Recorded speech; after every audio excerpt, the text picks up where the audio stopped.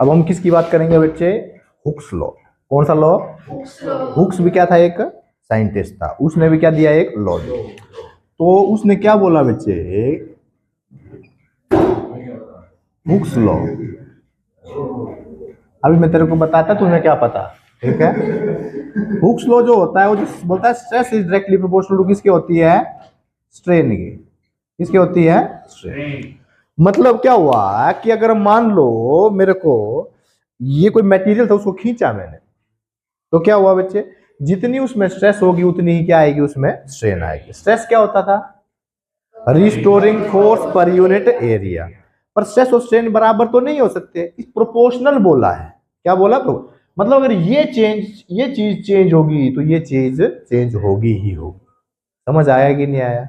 कोई दिक्कत, कोई परेशानी? मतलब ये चीज चेंज होगी, ये हो या ना हो ये जरूरी नहीं है। इसका मतलब ये होता है डायरेक्टली प्रोपोर्शनल का। पर यहाँ पे वो हम बात करेंगे बाद में, जब हम थर्मल स्ट्रेसेस के बारे में पढ़ेंगे, स्ट्रेन के बारे में पढ़ेंगे। थर्मल मतलब हीट से रिलेटेड। समझ आ गई कि नहीं? फिलहाल हम बात करते हैं जो स्ट्रेस होता है वो किसके प्रोपोर्शनल होता है? स्ट्रेन के। बोलता है with in elastic limit. With in elastic limit मतलब क्या? इसको औकात में रख दिया बच्चे। इसने क्या बोला कि स्ट्रेस जो है डायरेक्टली प्रोपोर्शनल स्ट्रेन तो है, बट एक औकात में है। वो किसमें है? औकात। औकात का मतलब क्या हो गया कि इलास्टिक का मतलब क्या हुआ? अगर मैं इसको खींचूंगा और छोड़ दिया तो अपनी शेप को रिगेन कर ले। जब अपनी शेप को रिगेन कर लेगा उस चीज को बोल देंगे अपन इलास्टिक। अरे यही पढ़ाया था क्या? तो वहां तक ही ये लॉ वैलिड है, उसके आगे ये लॉ वैलिड नहीं है। क्यों? क्योंकि उसके बाद क्या आ जाती है? उसमें स्ट्रेन कुछ ज्यादा आ जाती है या स्ट्रेस कुछ ज्यादा आ जाएगी, कुछ भी हो सकता है उसके बाद। समझ आया कि वैलिड कहां तक है? इसके तक। तो जब यहां से मैं इसको हटाऊंगा प्रोपोर्शनलिटी को, तो एक कांस्टेंट आएगा, उसको बोलेंगे ई इंटू। ये स्ट्रेन को ई से करते हैं, तो ई क्या है यहाँ पे बच्चे? इसको बोलते हैं स्ट्रेस अपॉन स्ट्रेन। तो जो ई है बच्चे, इस चीज को बोलते हैं हम इलास्टिसिटी, मॉडुलस ऑफ इलास्टिसिटी। क्या बोलते हैं? Modulus of elasticity. तो मॉडुलस ऑफ इलास्टिसिटी क्या चीज है? What is modulus of elasticity? It is the property of material. क्या चीज है ये? प्रॉपर्टी। मतलब हर एक मटेरियल के लिए अलग अलग है, जो कि क्या है बच्चे? It is the ratio of the stress divided by strain. समझ आया कि नहीं आया? अब क्या हुआ? कोई मटेरियल ज्यादा खींचता है, कोई मटेरियल ऐसे फैलता है। तो जो खींचता है, जो वायर में बनता है, उसको बोलते हैं डक्टाइल मटेरियल। क्या बोलते हैं? Ductile material. जो शीट में बनता है उसको क्या बोलते हैं? मैलिएबिलिटी। है ना? पढ़ा होगा तुमने 7वीं 8वीं में, है ना? कोई वहां पढ़ाते हैं इस चीज को, ठीक है? तो वो जो प्रॉपर्टी है वो कौन बताता है? इसकी ई बताता है। अरे समझ आ गया कि नहीं है? Modulus of elasticity. तो इस जो मॉडुलस ऑफ इलास्टिसिटी है ये अलग अलग स्ट्रेन के हिसाब से, किसके हिसाब से? बेस्ड ऑन द स्ट्रेन, ये क्या होता है? कुछ अलग अलग टाइप से होता है। तो वो उसकी टाइप क्या है उसी की बात करेंगे। फिलहाल इसकी यूनिट क्या चीज होगी बच्चे? यूनिट क्या होगी इसकी? अरे ये स्ट्रेन तो क्या होगी? यूनिट लेस थी। ये क्या होगी? जो स्ट्रेस की होगी वही इसके स्ट्रेस की क्या होती है? न्यूटन पर मीटर स्क्वायर। अरे न्यूटन पर मीटर स्क्वायर क्या बोलते थे अपन? पास्कल बोल देते हैं। तो कई बार इसमें लिखेगा ये मेगा पास्कल, एम पास्कल, एक लिखेगा गीगा पास्कल। गीगा मतलब 10 की पावर 9 पास्कल, और मेगा मतलब 10 की पावर 6 पास्कल। अब इसमें आएगा ऐसे गीगा पास्कल, मेगा पास्कल। अरे जैसे हमने पढ़ा था ना एमबी जीबी, याद है कि नहीं याद? कुछ पता है तुमको? जैसे हमारे स्पीड बोलते हैं ना भाई, हमको डेली जीबी, जो डेली डाटा मिलता है वो 2 GB मिलता है पर डे। तो जीबी क्या, जी क्या है वहां पे? गीगा। गीगा मतलब 9। एमबी मतलब स्पीड मेरी एमबी में आ रही है। एमबी तो अभी हमने किसके बारे में पढ़ा था? अभी हमने पढ़ा था कि हुक्स लॉ के बारे में, है ना? हुक्स लॉ क्या होता था? बोलते stress is directly proportional to strain up to elastic limit, है ना? तो वहां से जो एक प्रोपोर्शनलिटी कांस्टेंट आया था उसको हमने क्या बोलते था? Modulus of elasticity. ठीक है? ये क्या होती है? प्रॉपर्टी ऑफ मटेरियल होती है। क्या होती है? Property of material. अब क्या हुआ कि इसको मैंने 3 कैटेगरी में डिवाइड कर दिया। ये जो कैटेगरी में डिवाइड करा गया है ये किसके ऊपर बेस्ड है? Based on the type of strain, कि जब उसको खींचा हमने तो किस टाइप की स्ट्रेन आ रही थी। जैसे नाम नाम क्या है यहाँ पे, यंग्स मॉडुलस, क्या बोलेंगे, यंग्स मॉडुलस। यहाँ पे क्या है, शेयर मॉडुलस या मॉडुलस ऑफ रिजिडिटी। शेयर का मतलब कोई चीज अलग हो रही है, अलग हो रही है तो नाम से पता चल रहा है शेयर। और यंग तो अलग टाइप हुआ ना, ऐसे यंग्स मॉडुलस। यंग्स मॉडुलस में क्या बोला कि अगर मान लो हमारे पास कोई एक रॉड थी, इस रॉड का जो लेंथ थी वो L थी, कितनी थी, L थी, और area of cross section A था। इसके ऊपर मैं नीचे अगर फोर्स लगा रहा हूं F, तो क्या हो जाएगा, क्या इस रॉड की लेंथ बढ़ जाएगी बच्चे। अगर लेंथ बढ़ जाएगी तो यंग्स मॉडुलस ऑफ इलास्टिसिटी को कैसे डिफाइन करा गया बच्चे, बोलते y इज इक्वल टू, अब क्या हो रहा है, क्या लेंथ में चेंजेस आ रहे हैं, किस में चेंजेस आ रहे हैं, लेंथ में। अगर लेंथ में चेंजेस आ रहे हैं तो क्या बोलेंगे अपन इसको, longitudinal stress, longitudinal stress divided by longitudinal stress. समझ आया कुछ क्या, मतलब क्या हुआ कि अगर मेरे पास लेंथ चेंज हो रही हो तो हमको किसके बारे में पढ़ना चाहिए, यंग्स मॉडुलस के बारे में। ऐसे शेयर मॉडुलस, शेयर में क्या हो जाएगा, अगर मान ले मेरे पास ये कोई मटेरियल था, इस मटेरियल के ऊपर इधर फोर्स लगाऊंगा, थोड़ी देर में कैसी सिचुएशन ऐसी हो जाएगी बच्चे, अरे होगा कि नहीं होगा, या फिर ऊपर वाला पोर्शन ऐसे कट जाएगा, कट जाएगा तो कितने एंगल से, कुछ एंगल से आगे चला जाएगा। इसको हमने एक्स बोला था, याद करो हमने स्ट्रेन में थोड़ा सा पढ़ा था, है ना, इसको एच बोला था। तो जो ये आ गई तो ये जो शेयर मॉडुलस आएगा, क्या आएगा, शेयर मॉडुलस, जी से रिप्रेजेंट करते हैं, कोई ईटा से भी बोल देते हैं, कई बार देखो क्या बोलते हैं, ईटा। समझ आया कि नहीं आया, तो हम जी, जी किसके बराबर आ जाएगा, बोलता है कि shear stress divide by shear strain. अरे समझ आ गया कि नहीं आया, कुछ इसी टाइप में हमने क्या बोला कि जब हम इसको डिफाइन करेंगे मॉडुलस ऑफ रिजिडिटी को, तो क्या डिपेंड अपॉन द जो भी स्ट्रेन आ जाएगी उसके बेस पे हमने इसको अलग अलग कैटेगरी में डिवाइड, है एक ही बात है, वो इलास्टिसिटी, पर फर्क क्या समझ आ रहा है क्या, वो थोड़ा सा भाई अलग टाइप के लिए अलग है। जैसे कि ये किसके लिए, मेनली किसके लिए, सॉलिड के लिए होता है, किसके लिए होता है, ये दोनों सॉलिड के लिए होता है, किसके लिए होता है, लिक्विड और गैस के लिए। बल्क मॉडुलस किस लिए डिफाइन करते हैं, लिक्विड और गैस के लिए, ऐसे ही होता है हमारे पास। तो ये जो आएगा, तो यहाँ पे शेयर स्ट्रेस, स्ट्रेस कितनी है यहाँ पे बच्चे, स्ट्रेस कितनी है, क्या फोर्स अपॉन एरिया, अरे यही होगी ना, और स्ट्रेन, स्ट्रेन क्या होगी, change in length upon length, अरे यही होगा क्या। अब देखो कि यहां से मेरे को डेल्टा एल निकलना है, डेल्टा एल किसके बराबर आ जाएगा, ऊपर चला जाएगा, ये नीचे आ जाएगा तो किसके बराबर आ जाएगा, इसको क्या, F L divide by A into delta L. तो यहां से जो डेल्टा एल आ जाएगा वो किसके बराबर आ जाएगा, F L divide by Y into A. कई बार इस चीज को हम बोलते हैं बच्चे एलोंगेशन, क्या बोलते हैं, एलोंगेशन। एलोंगेशन मतलब वो जो चेंज इन लेंथ कितनी हुई, वो जो पहले लेंथ मेरे पास एल थी, बाद में कितनी लेंथ बढ़ गई, वो उसी चीज को क्या बोल दिया जाता है, एलोंगेशन। समझ आ गया कि नहीं आया, कोई दिक्कत कोई परेशानी।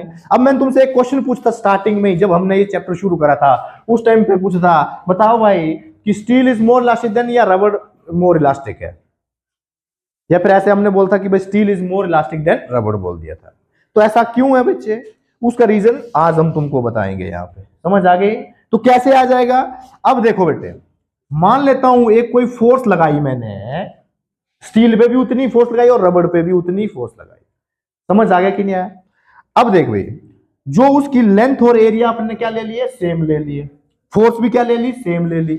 इसका मतलब क्या, फोर्स, लेंथ एंड एरिया क्या लेंगे अपन, सेम लेंगे।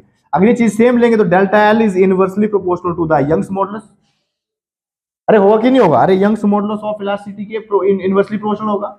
अब देखो बच्चे, रबर पे सेम फोर्स लगाऊंगा और स्टील पे सेम फोर्स लगाऊंगा, कौन ज्यादा खींचेगा, रबर। तो रबर की जो चेंज इन लेंथ होगी वो क्या हो जाएगी, ज्यादा हो जाएगी।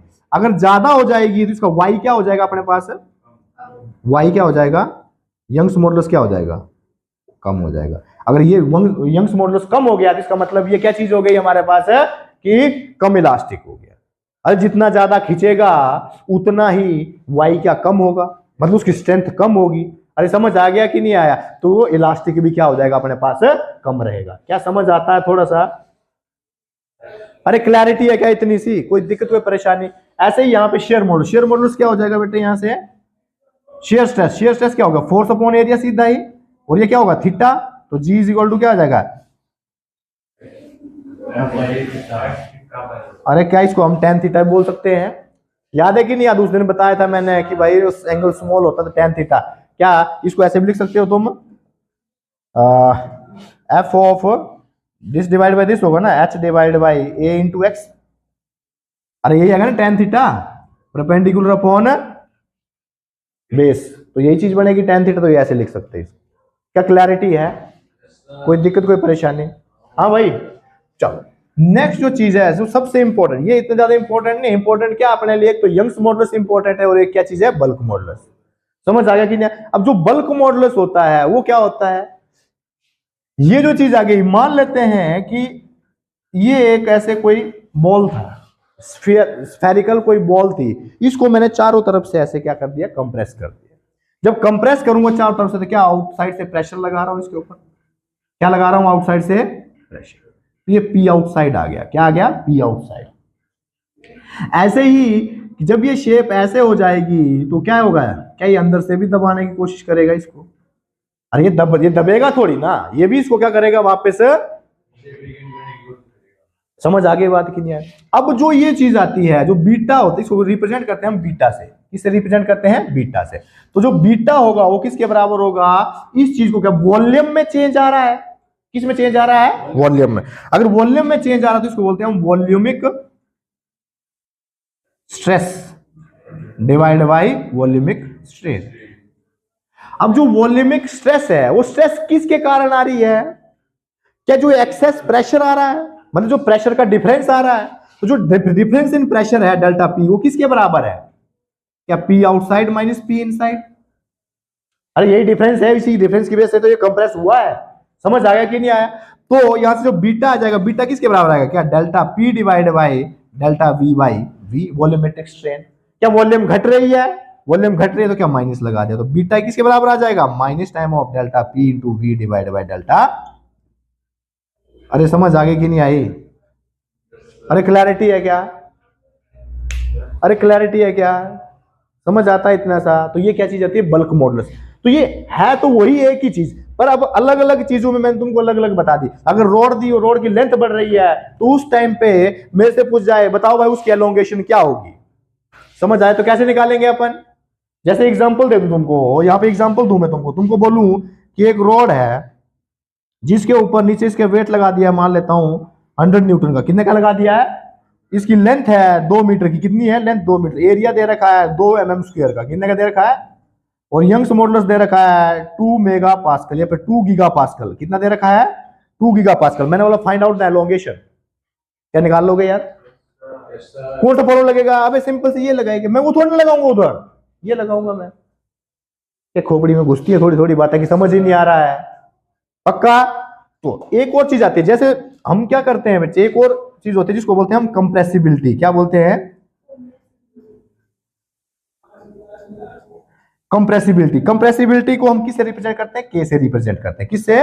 के। अरे सॉरी, बल्क मॉडुलस को हम के से करेंगे। किससे करेंगे? बल्क मॉडुलस को किससे करेंगे अपन? के से रिप्रेजेंट करेंगे। और जो कंप्रेसिबिलिटी है उसको किससे रिप्रेजेंट करेंगे? बीटा से। तो जो कंप्रेसिबिलिटी है या फिर जो कंप्रेसिबिलिटी है वो इनवर्सली प्रोपोर्शनल टू किसके होती है? बल्क मॉडुलस की। किसकी होती है? बल्क मॉडुलस के। क्लैरिटी है क्या इतनी सी? अरे समझ आता है कि नहीं आता है? ये कंप्रेसिबिलिटी उल्टा बोल दिया यार, बीटा से ही ठीक था ये। बीटा, हाँ बीटा ही है। ये काटनी पड़ेगी वीडियो इधर से, है ना?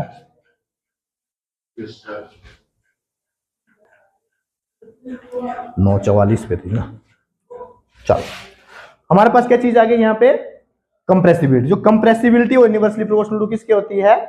बल्क मॉडुलस के। इसका मतलब क्या हो गया? अगर बल्क मॉडुलस ज्यादा होगा, बल्क मॉडुलस ज्यादा होगा तो कंप्रेसिबिलिटी क्या होगी? कम।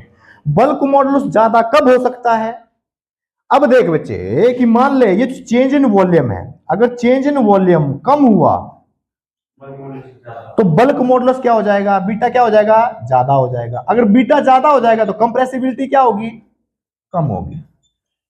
मतलब जैसे तुमने देखा होगा जो सिलेंडर होता है घर पे या फिर लाइटर होता है, लाइटर देख रखा है? अरे याद है कि नहीं याद? वही समझ आ गया कि नहीं? वो वाला लाइटर, उसके अंदर जो तुमने गैस देख रखी है वो क्या लिक्विड फॉर्म में होती है? या फिर कौन सी चीज आती है जो घर पे सिलेंडर होता है, सिलेंडर में तुमने देखा होगा, उसको अगर हिलाओगे तो ऐसा लगेगा जैसे पानी है उसमें। तो क्या होता है, उस गैस को क्या करता है, उसका वॉल्यूम बहुत ही घटा दिया जाता है। समझ आया कि नहीं आया? तो चेंज इन वॉल्यूम अगर ज्यादा हो जाए, इसका उल्टा हो जाए, चेंज इन वॉल्यूम क्या हो जाए बेटे, ज्यादा। अगर चेंज इन वॉल्यूम ज्यादा हो जाए तो बीटा क्या हो जाएगा, कम। अगर बीटा कम हो जाएगा तो के क्या हो जाएगा, ज्यादा हो जाएगा। अरे समझ आ गया कि नहीं आया? इसका मतलब कंप्रेसिबिलिटी क्या हो जाएगी, बढ़ जाएगी। तो वही बात है, कोई चीज कंप्रेसिबल है या इनकंप्रेसिबल, तूने पढ़ा होगा कंप्रेसिबल फ्लूइड और इनकंप्रेसिबल फ्लूइड। समझ आए? कंप्रेसिबल का मतलब क्या होता है कि उसका वॉल्यूम चेंज हो रहा है, और इनकंप्रेसिबल का मतलब जिसका वॉल्यूम चेंज ना हो। क्या खोपड़ी में घुसी थोड़ी थोड़ी बातें यार? पक्का? कोई दिक्कत कोई परेशानी? आप लो यार।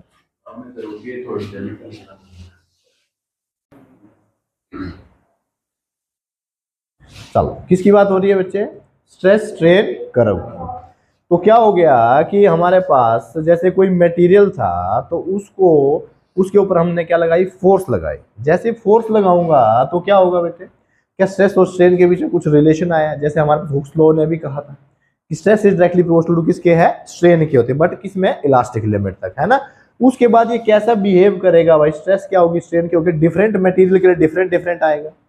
तो इसके लिए जांचने के लिए एक मशीन होती है जिसका नाम होता है यूनिवर्सल टेस्टिंग मशीन, ठीक है। उससे अपने को कोई मतलब वैसे है नहीं, अपने को ये मतलब है कि वो ग्राफ कैसा बनेगा। तो क्या हुआ, जैसे मैं इसको नीचे खींचूंगा तो क्या ये ऊपर से भी ये सपोर्ट है तो फोर्स लग रही है इधर भी, तो ये नीचे खींचूंगा तो होगा क्या बेटे, क्या ये सिस्टम थोड़ी देर में ऐसे पतला होने लग पड़ेगा बच्चे? अरे होगा कि नहीं होगा? अरे और खींचूंगा तो थोड़ी देर के बीच से क्या हो जाने लग पड़ेगा, पतला होने लग पड़ेगा। और खींच दिया तो क्या हो जाएगा बच्चे, क्या कुछ इस टाइप का आ जाएगा, ये और पतला हो जाएगा। तो और खींच दूंगा तो क्या हो जाएगा बेटे, ये क्या पूरा ही बस टूटने वाला ही होगा बच्चे। तो इस टाइप, तो ये सारे के सारे मटेरियल इस पाथ को फॉलो करेगा, ये जरूरी है? ये जरूरी नहीं है। अरे कोई मटेरियल क्या थोड़ा सा खींचने पे ही टूट जाए, ठीक है। कोई मटेरियल ऐसा हो कि भाई आधा तो उसमें कुछ थोड़ा सा इसमें खींचा तो इसकी जो ये विड्थ थी इसमें क्या हो गया, चेंजेस आ जाए, तो ये कम होने लग पड़े, कम होने लग पड़े। तो ये क्या चीज हो रही है, क्या एक गर्दन की तरह बन रहा है बच्चे? इस चीज को बोलते हैं नेक फॉर्मेशन। क्या बोलते हैं, नेक। देख ऊपर भी मोटा है, नीचे भी मोटा है, बीच में गर्दन पतली होती है ना, इसलिए इसको कई बार क्या नाम बोलते हैं, नेक फॉर्मेशन नाम देते हैं। क्या देते हैं, नेक। चेक करने की जरूरत नहीं है भाई, ऊपर से जितने बराबर है। बताओ यार, भाषा इनको यही नहीं पता है, कभी अपने आप को देखा नहीं है क्या आईने में? देख ही नहीं पाती होगी, बात तो ये है। तो उस चीज के लिए ग्राफ बनाया गया बेटे। तो ग्राफ कैसा था, यहां पे हमारे पास क्या रखी गई, स्ट्रेस, इधर क्या था बेटे, स्ट्रेन। तो क्या हुआ कि जब हमने इसको खींचा एक लिमिट तक, अगर छोड़ूंगा तो वापस क्या कर लेगा, अपनी शेप को रिगेन कर लेगा। इसका मतलब जितनी स्ट्रेस होगी उतनी स्ट्रेन थी, मतलब हुक्स लॉ। तो हुक्स लॉ तो क्या डायरेक्टली प्रोपोर्शनल टू था, मान लेते ये O था, ये A था, तो यहां O से लेकर A तक क्या चीज है, ये डायरेक्टली प्रोपोर्शनल है। डायरेक्टली प्रोपोर्शनल मतलब जितनी स्ट्रेस होगी उतनी स्ट्रेन होगी, मतलब stress is directly proportional to strain. जितनी डायरेक्टली प्रोपोर्शनल होगी तो straight line passing through an origin. उसके बाद क्या होगा, अगर मान ले मैं इसको और खींचूंगा तो क्या हो जाएगा, मान लेते B तक लेके गए, क्या ले गया, B तक ले गया, छोड़ूंगा फिर क्या हो जाएगा, ये कुछ ना कुछ इसमें चेंजेस आ जाएंगे। क्या आ जाएंगे, चेंज। अब ये अपनी ओरिजिनल पोजीशन को रिगेन नहीं कर पाएगा। समझ आ गया कि नहीं आया? अगर मान लेंगे मैंने इससे और खींच दिया, तो और खींचूंगा तो क्या हो जाएगा बेटा, कुछ इस टाइप का आ जाता है, ये ग्राफ ऐसे बन जाता है। तो ये ऊपर से क्या हो जाता है, मुड़ने लग पड़ता। मतलब अगर मेरे पास स्ट्रेस, मतलब अगर हल्की सी स्ट्रेन बढ़ाने पे स्ट्रेस क्या हो जाती है, बहुत ज्यादा बढ़ जाती है। फिर मैं स्ट्रेन थोड़ी सी और बढ़ाऊंगा तो स्ट्रेस क्या हो जाती है, कम हो जाती है। फिर क्या हो जाता है बच्चे, फिर यहां से ऐसे फिर ग्राफ बनता है, तो फिर ये यहां से ऐसे यहां चल के क्या हो गया, ये इसको बोलते हैं फ्रैक्चर। क्या हो गया, यहां जाके फ्रैक्चर हो गया। ये जो पॉइंट है ये E है, ये F है, ये C था, ये क्या था, D था। समझ आया कि नहीं? तो हर किसी का ग्राफ ऐसा बने ये जरूरी नहीं है, पर कुछ मटेरियल का ग्राफ इस टाइप का बन जाता है। अब देखो हमको यहाँ ऑब्जर्वेशन करने, जब O से A हो रहा था तो हमारे पास क्या हो रहा था बेटा, स्ट्रेस स्ट्रेन थी।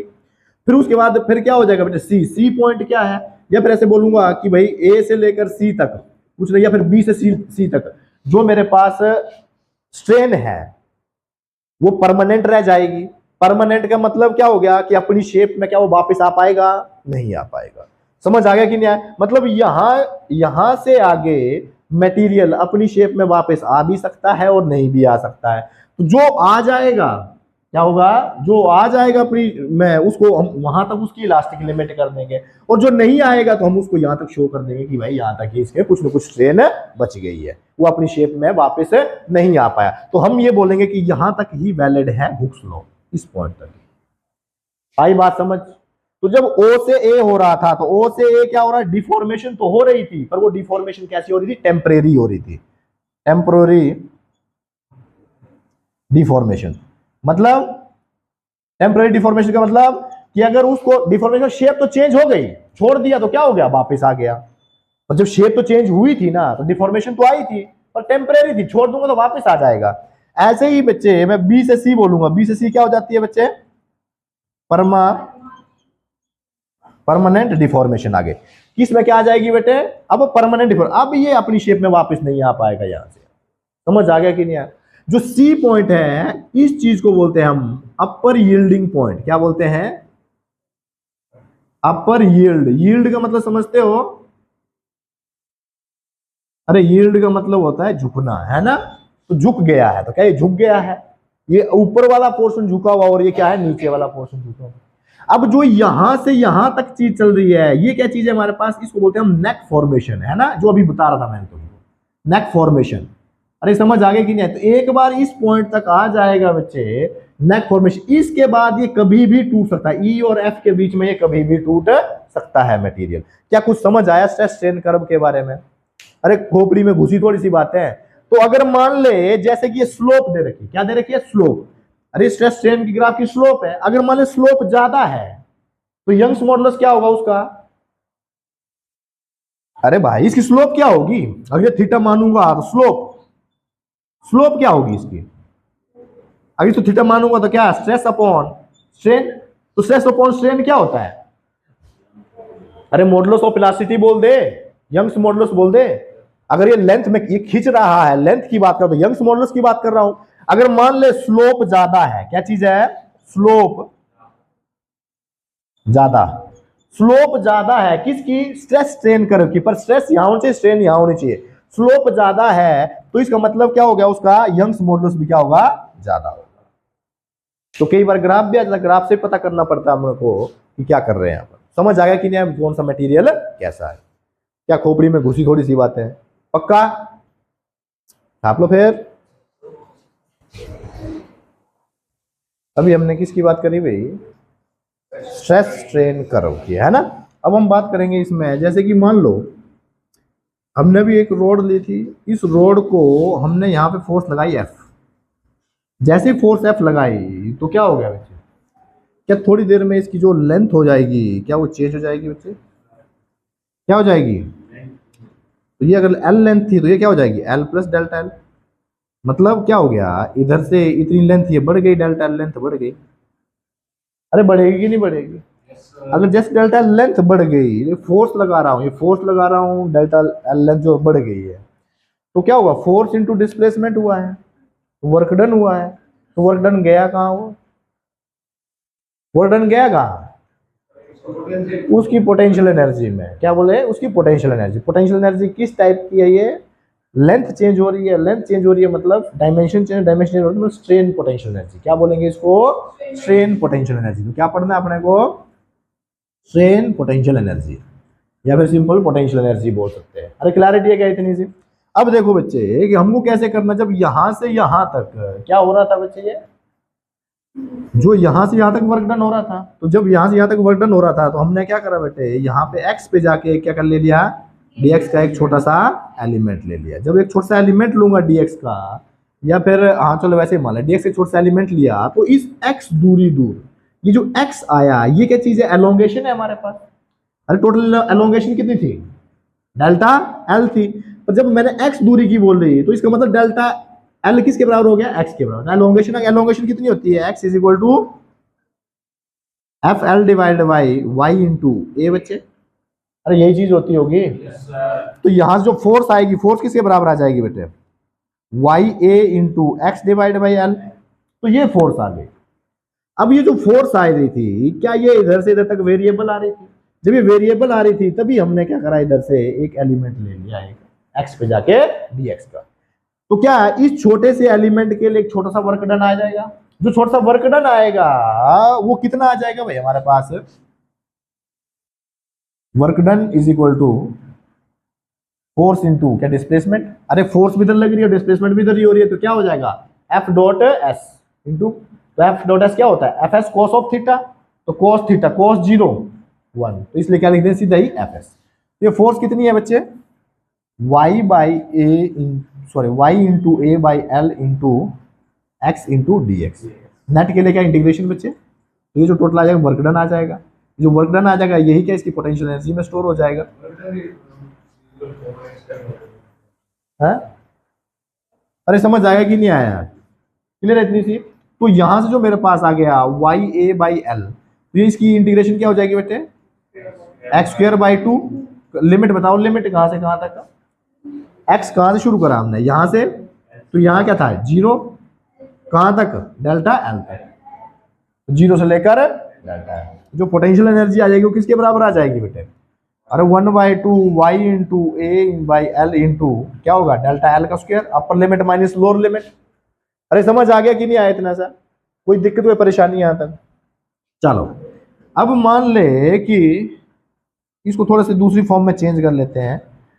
जो y है, y किसके, y क्या है, यंग्स मॉडुलस, तो यंग्स मॉडुलस किसके बराबर होगा, सिग्मा अपॉन ई, सिग्मा क्या है, स्ट्रेस, स्ट्रेस अपॉन स्ट्रेन, तो stress upon strain into area.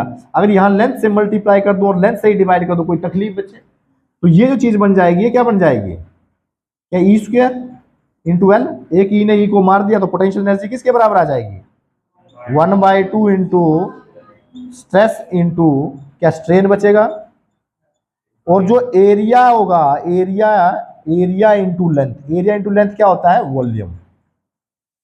तो यहां से जो मैं लिखना चाहूंगा ये आई पोटेंशियल एनर्जी, तो पर यूनिट वॉल्यूम क्या बोलेंगे, potential energy per unit volume, वो किसके बराबर होता है, 1/2 स्ट्रेस इंटू स्ट्रेन के बराबर होता है। क्या खोपड़ी में घुसी बात? अरे समझ आ गया कि नहीं आया, पक्का? चल एक चीज देखते हैं बेटे, कि मान लो हमारे पास एक कोई वेट था एम, मास था एम, क्या हुआ, इसको हमने क्या करा, ये कितना डेल्टा एल नीचे आ गया, कितना आ गया, लेंथ कितनी चेंज होगी, इसको जैसे ही मास लटकाया, मास लटकाने के बाद क्या हो गया, मास लटके तो फोर्स लगेगी, तो ग्रेविटेशनल फोर्स लगी तो जो भी ग्रेविटेशनल फोर्स लगेगी उसके कारण क्या वर्क डन होगा, जो work done by the gravitational force किसके बराबर आ जाएगा, M G into delta L. अरे यही होगा क्या, अरे work done by gravitational force M G into delta L, M G कहां लग रहा है, नीचे की तरफ, डेल्टा एल कहां है, नीचे की तरफ, तो एंगल क्या हो जाएगा 0 डिग्री, तो क्या आ जाएगा, पॉजिटिव। अरे समझ आ गया कि नहीं आया? तो ये चीज, अब मैं बोलता एनर्जी कितनी स्टोर हुई, तो एनर्जी स्टोर मतलब क्या, पोटेंशियल एनर्जी बचे, एनर्जी स्टोर मतलब ये तो इसने वर्क डन करा, पर इसमें कितनी गई, तो एनर्जी स्टोर होगी, किसकी फॉर्म में स्टोर होगी, वो उसकी स्ट्रेन पोटेंशियल एनर्जी में, क्योंकि लेंथ चेंज हो गई है, तो स्ट्रेन पोटेंशियल एनर्जी में होगी, तो पोटेंशियल एनर्जी क्या होगी, 1/2 स्ट्रेस, स्ट्रेस क्या होगी बच्चे, फोर्स, फोर्स क्या लग रहा था, अरे एमजी लग रहा होगा नीचे, डिवाइडेड बाई एरिया होगा इसका कुछ ना कुछ, तो स्ट्रेस ये आ गया इंटू स्ट्रेन, स्ट्रेन क्या चीज है बच्चे, change in length upon original length into, अब ये जो चीज थी वॉल्यूम था, वॉल्यूम तो क्या हो जाएगा, area into, area into length, तो ये कट जाएगा बेटे, ए से ए कट जाएगा, तो क्या बनेगा ये, पोटेंशियल एनर्जी किसके बराबर आ जाएगी, 1/2 M into G into delta L. मतलब वर्क डन कितना करा, M G into delta L, store कितना हुआ, आधा, तो आधा कहां गया भाई, आधा कहां गया,